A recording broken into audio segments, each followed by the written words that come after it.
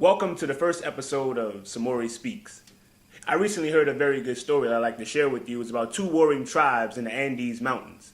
One group lived high in the mountains. They were the mountain people. And the other group, they lived in the lower lands. So one day the group in the high in the mountains actually invaded the lower land groups, and during the invasion they actually stole a baby.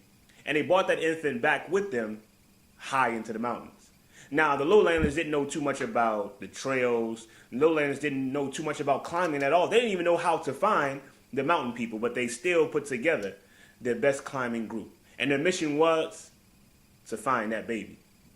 So after trying climbing method after climbing method, after trying trail after trail, they decided to give up.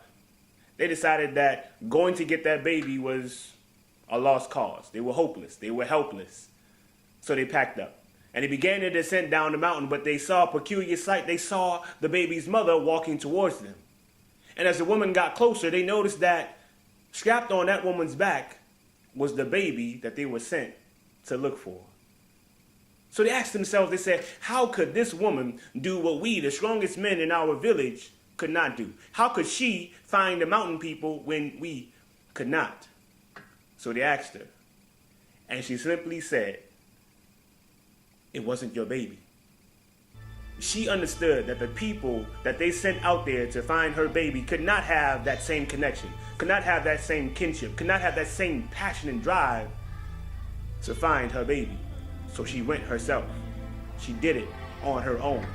And it's the same way with us. When it comes to our dreams, when it comes to our purposes, when it comes to our goals, other people will not have as much energy, will not have as much passion, and will not see our vision the way we see our vision.